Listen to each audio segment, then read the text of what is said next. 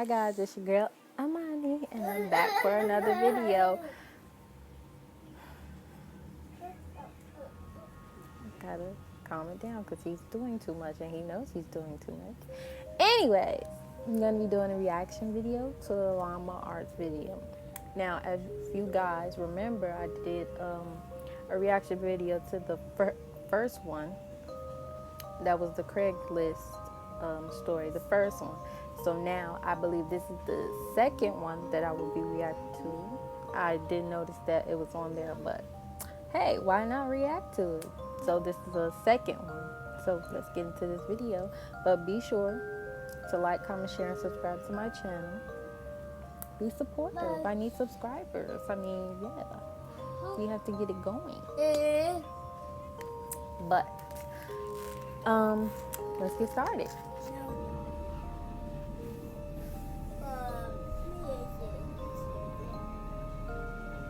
This story took place a long time ago, back in 2002, when Craigslist was in its early years.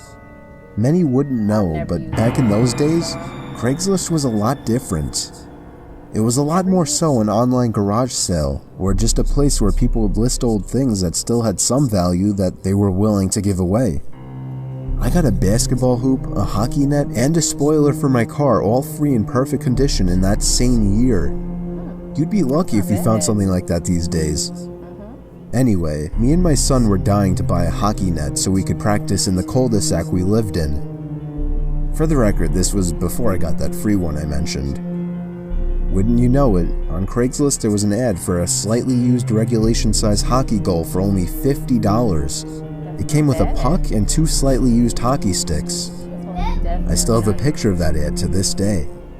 It seemed like the perfect deal, but he lived about 2 hours away.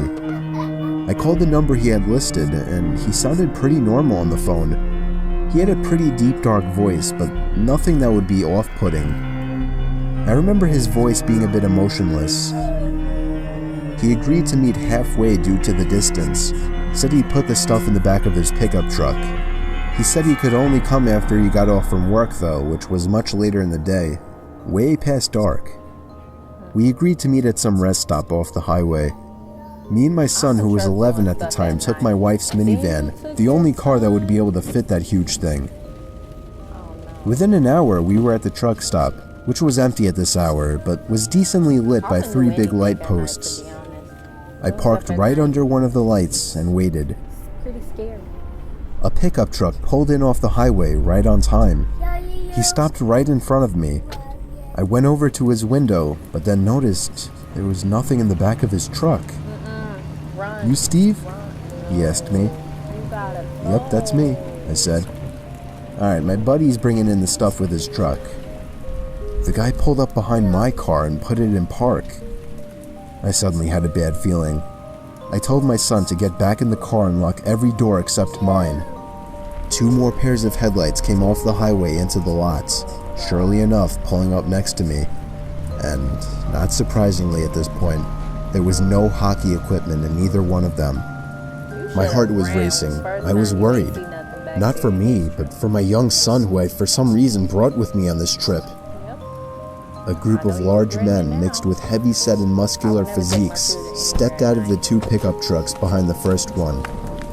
They eyed me from head to toe, giving that typical intimidation stare down. Then this bald guy wearing sunglasses said in a deep voice, "Where's the money?" I instantly pulled out my wallet and handed it to him, begging him to just let me and my son go.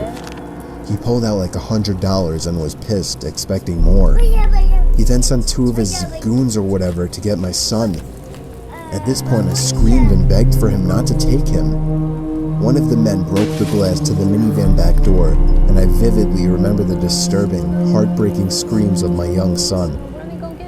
What happened next was what I can only explain to be a miracle from God answering my prayers. A car was entering the lot from off the highway.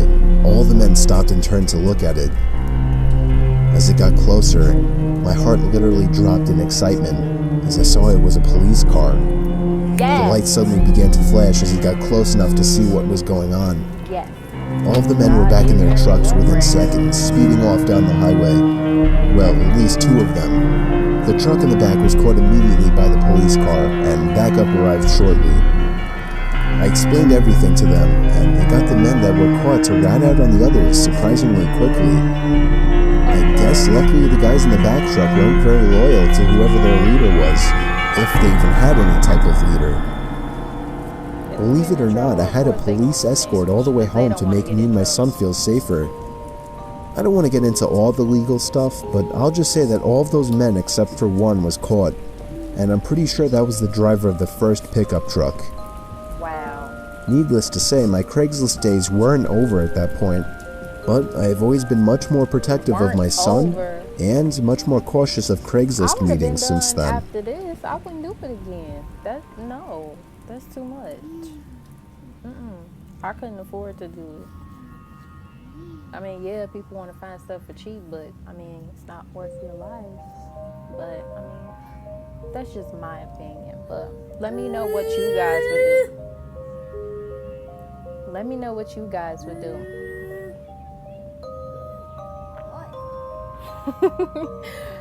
Let me just end this video, but before I go, let me know in the comments what you guys would do in a situation like that.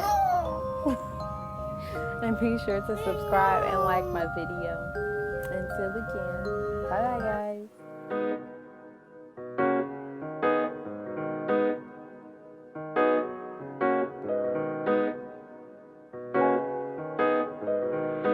Beat demons in your ear, bitch.